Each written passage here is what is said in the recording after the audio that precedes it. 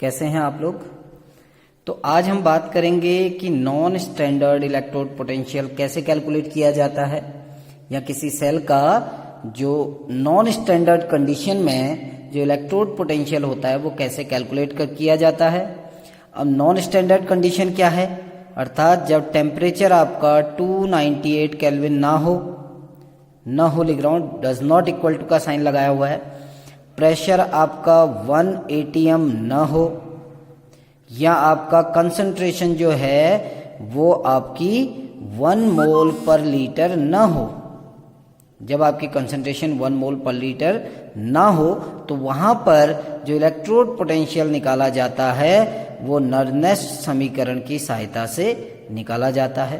अब नर्नेस इक्वेशन क्या है, देखिए हम इसके बारे में बात करते हैं। नर्नेस समीकरण क्या है, अर्थात जब आपका टेम्परेचर अगर आपका स्टैंडर्ड कंडीशन पे है, दैट मीन्स जब टेम्परेचर आपका 298 केल्विन हो, प्रेशर आपका 1 atm हो और कंसंट्रेशन आपकी 1 मोल पर लीटर हो, तो वहां पर जो इलेक्ट्रोड पोटेंशियल निकाला जाएगा उसको कहेंगे स्टैंडर्ड इलेक्ट्रोड पोटेंशियल।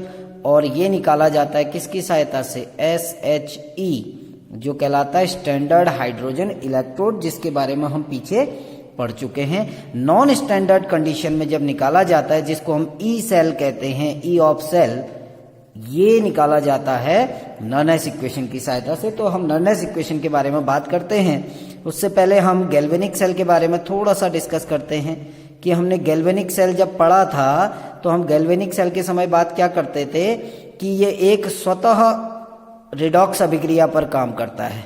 यानी जो गैल्वेनिक सेल है वो स्वतः रिडॉक्स रिएक्शन पर कार्य करता है, स्पॉन्टेनियस रिडॉक्स रिएक्शन, अर्थात जो डेल्टा जी का मान होता है वो नेगेटिव होता है। नेगेटिव मतलब कि सेल के द्वारा कार्य किया जाता है। इस पूरी प्रोसेस में सेल द्वारा कार्य किया जाता है, और सेल द्वारा जो कार्य किया जाता है तो वो नेगेटिव होता है। ये हम पीछे ऊष्मागतिकी चैप्टर में पढ़ के आए हुए हैं कि जब सेल द्वारा कार्य किया जाता है तो सेल की एनर्जी खत्म होगी धीरे धीरे, जो केमिकल एनर्जी है, तो वहां पर जो डेल्टा जी का मान होगा वो क्या होगा, नेगेटिव होगा। ठीक, यहां तक समझ में आ गया। अब हम फिजिक्स में एक छोटा सा फॉर्मूला पढ़ते हैं कि W is equal to Q into V। ये आपने फिजिक्स में पढ़ा होगा कि जो कार्य है, वैद्युतीय जो कार्य है, वो आवेश और विभवांतर के गुणनफल के बराबर होता है। अब V यहाँ पर क्या है, पोटेंशियल है। V क्या है, पोटेंशियल है। और यहाँ केमिस्ट्री में हम पोटेंशियल को किससे दिखा रहे हैं, ई सेल से दिखा रहे हैं ना, तो हम V की जगह पर ई सेल का यूज कर सकते हैं ना। अब जो Q है, Q को समझने के लिए जो चार्ज है, ये समझिए इसको गौर से कि हमने एक इक्वेशन लिखी थी गैल्वेनिक सेल में, Zn किस में कन्वर्ट हो रहा था, Zn 2 पॉजिटिव प्लस 2 इलेक्ट्रॉन निकल रहे थे। ठीक, यानी हम कह सकते हैं कि 1 मोल जो जिंक है वो 2 मोल इलेक्ट्रॉन देता है, 2 मोल इलेक्ट्रॉन तो दे रहा है। यदि हम कहते हैं यदि किसी सेल में n इलेक्ट्रॉन प्रवाहित होते हैं,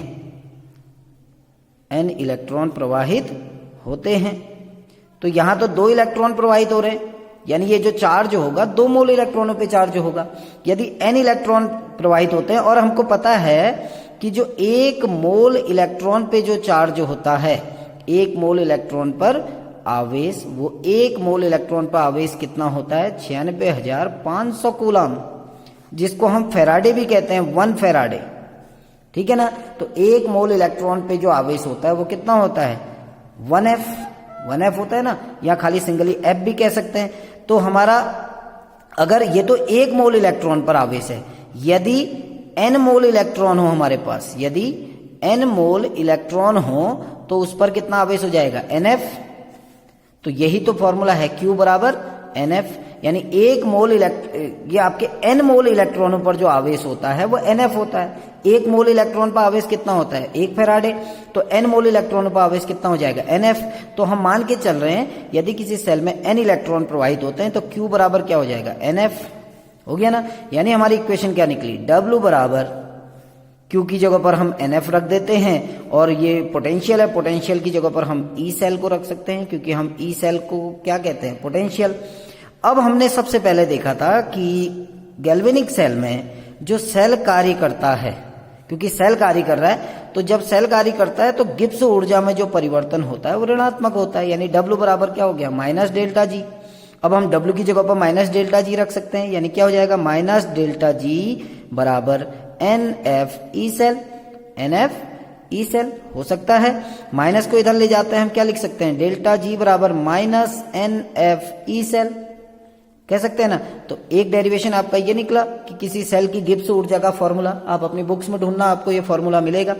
ये है नॉन स्टैंडर्ड कंडीशन में, ये है नॉन स्टैंडर्ड कंडीशन में।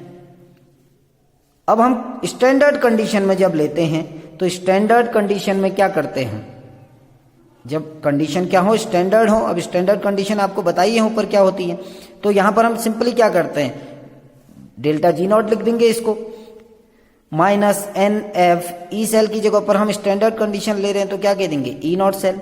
एक डेरिवेशन आपका ये निकल गया। अब इसी डेरिवेशन की सहायता से हम, इन दोनों डेरिवेशन की सहायता से हम नर्नेस्ट इक्वेशन या नर्स्ट इक्वेशन की कैलकुलेशन करेंगे। जब हम ऊष्मागतिकी चैप्टर पढ़ते हैं तो क्लास 11th की बुक्स को देखना, वहां पर आपको एक डेरिवेशन दिखेगा। जब आप क्लास 11th की बुक्स को देखेंगे तो वहां पर आपको एक डेरिवेशन दिखेगा। वो डेरिवेशन क्या है, वो डेरिवेशन है delta G is equal to delta G naught plus RT ln of Q। ये डेरिवेशन क्लास 11th में है।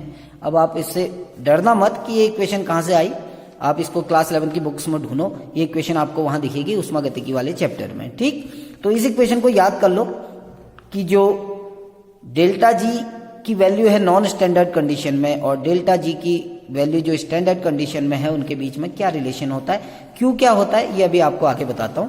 ये आपकी एक इक्वेशन है। इसमें हम क्या करते हैं, ये जो वैल्यू है डेल्टा जी की और डेल्टा जी नॉट की वैल्यू यहां रख लेते हैं हम। तो हमारी इक्वेशन डेल्टा जी की जगह पर हम क्या रखेंगे, minus NF E cell. Delta G naught की जगह पर हम क्या रखेंगे, minus NF E naught cell plus RT ln of Q। ये तो है। पूरी इक्वेशन को हम कहते हैं, पूरी समीकरण को माइनस NF से भाग देने पर, माइनस NF से भाग देने पर, पूरी समीकरण को माइनस NF से भाग दे रहे हैं तो क्या हो जाएगा, minus NF E cell upon minus NF is equal to minus NF E naught cell upon minus NF plus RT ln of Q divided by minus NF। अब क्या होगा, देखो माइनस से माइनस कट गया, N से N cut गया, F से F cut गया, ऐसे यहां भी कैंसिल हो गए। अब बचा क्या, देखो हमारे पास E cell is equal to E naught cell plus minus minus, हम इसको क्या कर सकते हैं, RT upon NF ln of Q, ln of Q। अब ये जो Q है ये रिएक्शन कॉफिशिएंट होता है, इसको हम कहते हैं रिएक्शन कॉफिशिएंट, इसको कहा जाता है रिएक्शन कॉफिशिएंट। इसका मान कैसे निकलता है, रिएक्शन कॉफिशिएंट निकलता है, ये कंसंट्रेशन ब्रैकेट है, सांद्रता कोष्ठक, इसमें हम कहते हैं प्रोडक्ट की कंसंट्रेशन, ये इक्विलिब्रियम वाले चैप्टर से आपको मिलेगा। जो प्रोडक्ट है उसकी कंसंट्रेशन डिवाइडेड बाय जो रिएक्टेंट है उसकी कंसंट्रेशन। ठीक, तो प्रोडक्ट की कंसंट्रेशन अपॉन रिएक्टेंट की कंसंट्रेशन। तो हम क्या कर सकते हैं, देखिए हम एक गैल्वेनिक सेल का एग्जांपल ले रहे हैं। गैल्वेनिक सेल में रिएक्शन क्या होती है, गौर से देखिएगा। जिंक कन्वर्ट होता है Zn2 पॉजिटिव में, 2 इलेक्ट्रॉन त्यागता है। कॉपर आयन इन 2 इलेक्ट्रॉनों को ग्रहण करता है और कॉपर में कन्वर्ट हो जाता है। पूरी इक्वेशन को जोड़ दो, इलेक्ट्रॉन से इलेक्ट्रॉन कट गए, आपकी टोटल इक्वेशन क्या आई, Zn प्लस Cu2 पॉजिटिव, इधर आया आपका Zn2 पॉजिटिव प्लस Cu, यही तो है। अब हम Q की वैल्यू निकालते हैं। Q क्या होता है, प्रोडक्ट की कंसंट्रेशन, यानी प्रोडक्ट क्या है, Zn2 पॉजिटिव की कंसंट्रेशन मल्टीप्लाइड बाय Cu की कंसंट्रेशन डिवाइडेड बाय रिएक्टेंट क्या है, Zn की कंसंट्रेशन इनटू Cu2 पॉजिटिव की कंसंट्रेशन, यही तो है। अब हमको पता है, क्योंकि ये क्लास 11th में पढ़ाया था इक्विलिब्रियम में, क्योंकि जो मेटल होती है अगर वो ठोस अवस्था में है, सॉलिड स्टेट में, तो उसकी कंसंट्रेशन 1 होती है। मेटल की जो कंसंट्रेशन है वो 1 होती है। तो जो जिंक है, क्योंकि सॉलिड में है तो इसकी कंसंट्रेशन 1, ऐसे ही जो आपकी Cu है इसकी कंसंट्रेशन भी कितनी हो गई, 1। तो हमारे Q इज इक्वल टू क्या आया, देखिए Q इज इक्वल टू आ गया Zn2 पॉजिटिव की concentration divided by Cu2 positive की कंसंट्रेशन। यहां तक सही है बिल्कुल। अब ये Q की वैल्यू हम यहां से उठा के यहां इक्वेशन में रखते हैं। जो हमारी इक्वेशन क्या आई थी, हमारी इक्वेशन थी E cell is equal to E naught cell minus RT upon NF ln of Q। Q क्या था आपका, Zn2 पॉजिटिव की concentration divided by Cu2 positive की कंसंट्रेशन, यही तो था। अब हम क्या करते हैं, देखिए ये ln है। अब इसमें आपको बेस समझना पड़ेगा। आप ये जो ln होता है इसको कहते हैं नेचुरल लॉग, इसको कहते हैं नेचुरल लॉग। अब इसको नेचुरल लॉग को हम ऐसे भी लिखते हैं लॉग ई बेस, ln लिखो या log ई बेस लिखो, बात एक ही है। तो एक छोटा सा फॉर्मूला दे रहा हूं आपको कि जो log ई बेस है या जो ln है, इसको जब हम कन्वर्ट करते हैं log कितने बेस पे, 10 बेस में, तो ये मल्टीप्लाई हो जाता है 2.303 से। एक सिंपल सा फॉर्मूला है कि ई बेस को अगर हम कन्वर्ट कर रहे हैं कितने बेस पे, 10 बेस में, तो कितने से मल्टीप्लाई हो जाता है, 2.303 से। यहां पर भी हम यही करने वाले हैं, ये ई बेस को हम 10 बेस में कन्वर्ट कर रहे हैं। तो हमारी इक्वेशन क्या हो जाएगी, E cell is equal to E naught cell minus RT, अब देखो RT अपॉन NF। अब ये log ई बेस है, इसको 10 बेस में कन्वर्ट करेंगे तो 2.303 log 10 base of Zn2 positive की concentration divided by Cu2 positive की कंसंट्रेशन। अब हम इसको ऐसे भी तो लिख सकते हैं, E cell is equal to E naught cell minus 2.303 RT upon NF log, अब ये बेस को लिखना जरूरी नहीं है क्योंकि हमने इससे मल्टीप्लाई कर दिया, तो ये कितना बेस हो गया, 10 बेस।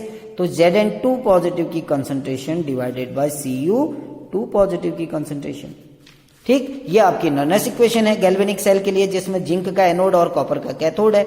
अब हम क्योंकि जिंक का एनोड था, कॉपर का कैथोड, तो हम इसको ऐसे भी तो लिख सकते हैं, E cell is equal to E naught cell minus 2.303 RT upon NF log anode की सांद्रता, concentration of anode divided by concentration of cathode, ऐसे भी तो कह सकते हैं ना। ये आपकी नॉनेस इक्वेशन है। किसके लिए, ये नॉन स्टैंडर्ड कंडीशन में जब हम क्या निकालते हैं, इलेक्ट्रोड पोटेंशियल या EMF भी कहते हैं इसी को हम, EMF। नॉन स्टैंडर्ड कंडीशन में जब हम इलेक्ट्रोड पोटेंशियल निकालते हैं तो ई सेल इस नॉनेस इक्वेशन का यूज करते हैं। अब देखो, क्योंकि R बराबर होता है 8.314 जूल पर केल्विन पर मोल, T अगर हम 298 केल्विन रख लें, ज्यादातर इक्वेशन जो होती हैं 298 केल्विन पे होती हैं। आपके जितने भी क्वेश्चन बने होंगे आपके बुक्स में, वो टेम्परेचर 298 केल्विन पे होता है। लेकिन अगर टेम्परेचर चेंज हो तो इस इक्वेशन का हम यूज करेंगे, टेम्परेचर की जगह पर टेम्परेचर रख देंगे हम, ठीक, कंसंट्रेशन की जगह कंसंट्रेशन रख देंगे। ऐसे ही जो फेराडे कांस्टेंट है उसका मान होता है 96,500 कूलाम, होता है ना। ये सारी वैल्यू हम यहां रखते हैं, देखिए E cell is equal to E naught cell minus 2.303, R की वैल्यू रखते हैं 8.314, T की वैल्यू रखते हैं 298 डिवाइडेड बाय N को ऐसे ही रखते हैं, F को हम 96,500 लॉग क्या हो जाएगा, एनोड की सांद्रता डिवाइडेड बाय कैथोड की सांद्रता। ठीक है ना। जब इस पूरी कैलकुलेशन को आप करोगे तो इक्वेशन आ जाएगी E cell is equal to E naught cell minus 0.0591 upon n. इन सब को गुणा करके इससे भाग दोगे तो इतना आएगा, चेक करके देख लेना आप, log 10 base anode upon cathode, anode upon cathode. तो ये आपकी एक नॉनेस इक्वेशन है for galvanic cell to calculate the EMF और electrode potential of a cell in non standard condition में। आई होप समझ में आया होगा। अगर कहीं पर कोई क्वेश्चन है तो पूछ सकते हैं। Thank you.